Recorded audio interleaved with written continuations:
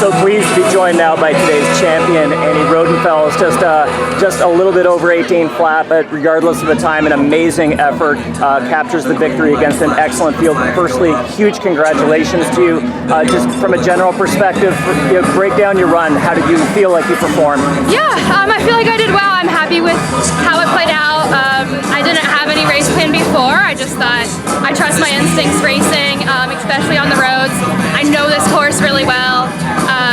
I have learned how to lose it the last 2 years in a row, and honestly, that's the best way to know. If I'd won it every year, I feel like I wouldn't know exactly where you lose, and I feel like I've known where I've lost the race every single year, and that helps me to just know when to move and know when to make sure that I kept pushing, the key moments that people couldn't catch me.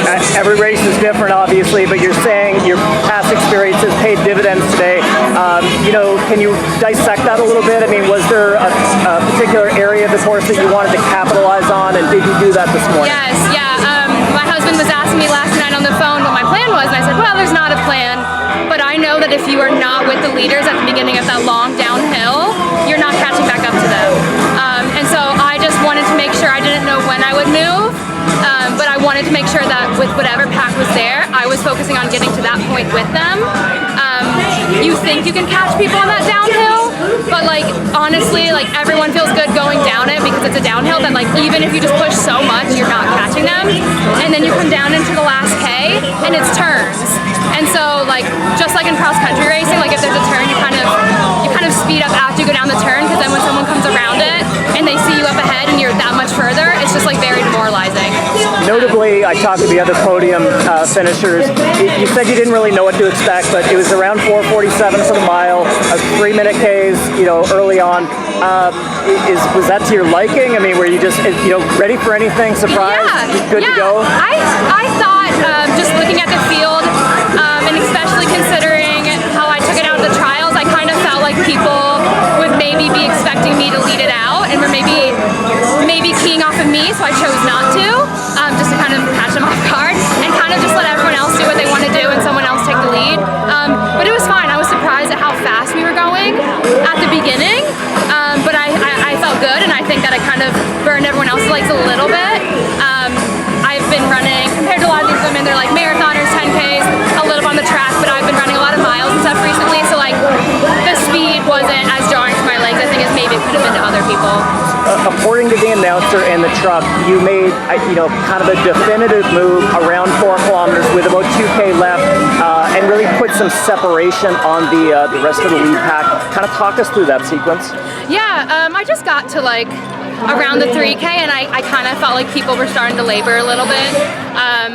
And so I honestly wasn't trying to make any definitive move. I just think I kind of kept the pace a little bit, and I think people kind of fell off, and then I was like, oh, okay, it's pretty clear to me that maybe I should push it here. So definitely right before we made the turn to go down the big hill, I tried to separate myself a little bit so I could be on the downhill. I think it's hard to gauge how fast people are running downhill ahead of you, and so I thought that'd be to my advantage, that I would look like I was going considerably faster even if I wasn't. So just tried to move ahead of people at that point, and I thought once I gapped them, I was confident in if someone came back, I could outkick them. So you really punctuated the win, in my opinion, on Market Ave here with just a real dash to the finish. Talk about that final aspect of the race, and you're kind of getting revved up. The crowd is pretty boisterous here this morning. You've got a lot of fan support on hand as well. Yeah, honestly, I was watching the clock really closely.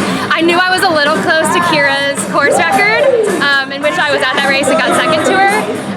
So honestly, I was kind of focused on that. I felt pretty tired, so I was like, I don't know if I'm gonna do it. I couldn't really see the seconds on the clock, but I was watching to see if I was at all close, if I needed to really get the last little bit. But once I was like, okay, I'm not getting it, it was fun to just I saw my family, I saw my niece and my nephew, and it was just this is fun, I'm happy to win. Greater Cleveland, I know they're doing great work over there. Greater Cleveland XC, the timing company. It was a little bit over 18 minutes. I know it's fluid right now, but did you see that 18 and want to break it? Or, that's not that significant. Obviously, the win is paramount here, right? Yeah, the win is paramount. Yeah, if you're close to it, then of course you have to try a little bit, and I knew it was 17 high. I went through the 5K in a second or two slower than I did the year that we ran that course record. So I knew that I was kind of as close to it, but wasn't sure if I was going to do it, especially with like get that extra gear. Getting you out on one more, I know you're a real veteran of the roads and proved that again this morning. Is this, not that you need a confidence booster, but are you feeling great about this, and where are you going to take this moving forward? Yeah, I do feel good. It was a confidence booster, yeah. I mean, the trials are just, they're such a hard place to be because everyone is just so stellar on the track in America. So, you know, I was happy with my time at the trials, but it's still hard to walk away and be like, oh, you know, I was only the 8th best. And I know that sounds really great to other people, but like when you're in it, it's just like you want to be the best and you want to be making that team. So, you know, it's hard to walk away and be like, oh. So this was definitely a confidence booster just against a good field. I don't know where it goes next. I was originally planning on shutting it down. If I were to find another race or so and maybe work it in, I would be open to that, especially like I just felt pretty good today and ran faster than I thought I would. So awesome. Once again, Amy Rodenfels, state champion. Thank you so much. Congratulations once again. Thank you.